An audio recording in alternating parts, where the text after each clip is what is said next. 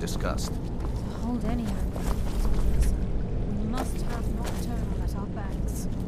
If she's to accept you as one of her own, an arrangement must be struck. What sort of arrangement? I need to know the terms. The terms are quite simple, Brynjolf. Nocturnal will allow you to become a nightingale and use your abilities for whatever you wish. And in return, both in life and in death, you must serve as a guardian of the Twilight Sepulchre. Aye, there's always a catch. But at this point, I suppose there isn't much to lose. If it means the end of Mercer Frey, you can count me in. What about you? Are you ready to transact the oath with Nocturnal? Good. After I open the gate, please stand on the western circle. Time's wasting, and Mercer's still out there. Let's get this show on the road.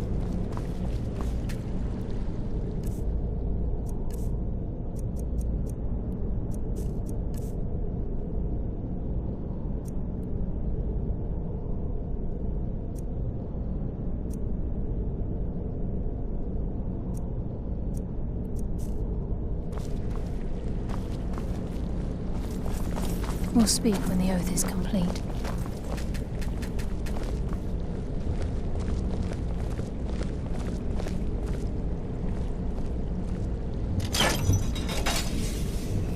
We'll speak when the oath is complete.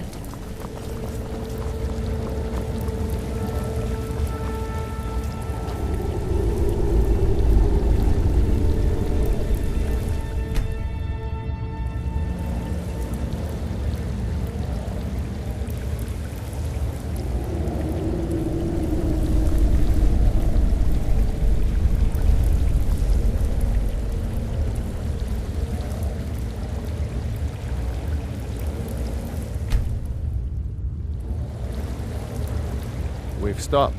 What is... Fine. What? What? Will do.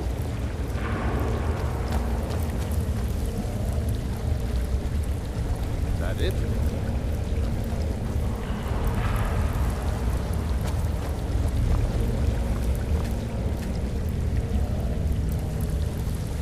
Let's get going. Fine. What? What? Will do.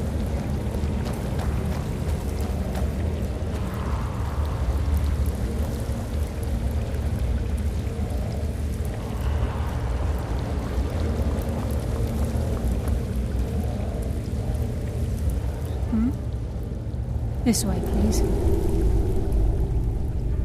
This way, please. I call upon you, Lady Nocturnal, Queen of Murk, and Empress of Shadow. Hear my voice. Ah, Carlia. I was wondering when I'd hear from you again. Lose something, did we?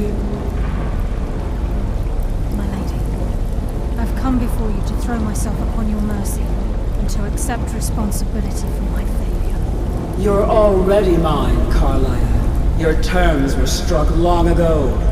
What could you possibly offer me now? I have two others that wish to transact the oath, to serve you both in life and in death. You surprise me, Carlia. This offer is definitely weighted in my favor. My appetite for Mercer's demise exceeds my craving for wealth and grace. Revenge. How interesting. Very well. The conditions are acceptable. You may proceed.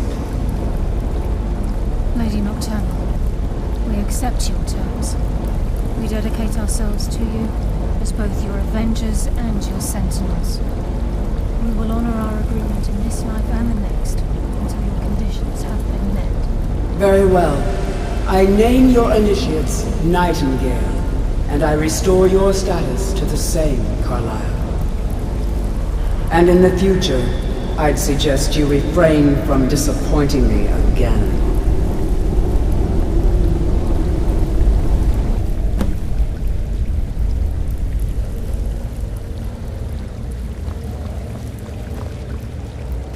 Now that you've transacted the oath, it's time to reveal the final piece of the puzzle to you. Mercer's true crime. Mercer was able to unlock the guild's vault without 2 keys because of what he stole from the Twilight Sepulchre, the skeleton key. By doing this, he's compromised our ties to Nocturnal and, in essence, caused our luck to run dry. Well, yes, but the key isn't only restricted to physical barriers. All of us possess untapped abilities, the potential to wield great power securely sealed within our minds. Once you realize the key can access these traits, the potential becomes limitless. I'm afraid that's impossible. If the key isn't returned to its lock in the Twilight Sepulchre, things will never be the same for the Guild. As time passed, our luck would diminish to the point of non-existence, and whether you know it or not, our uncanny luck defines our trade. Very true. In our line of work, it's quite rare we set out to return a stolen item to its rightful owner. Before we depart, Brynjolf has some business to discuss. I suggest you listen to him. Listen, lad. There's one last piece of business we need to settle before we go after Mercer. Carlia and I had a long discussion before you arrived here. Thanks to your efforts, Mercer's treachery has been exposed. After we deal with him, all that remains is restoring the Guild to its full strength. As a result, we both feel that you have the potential of replacing Mercer as leader of the Thieves' Guild.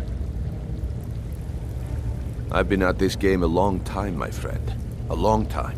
I've stolen trinkets from nobles and framed priests for murder. I'm good at what I do, maybe even one of the best, but it's all I know. I've never been one to lead. Never desired it, never cared for it. Don't want it.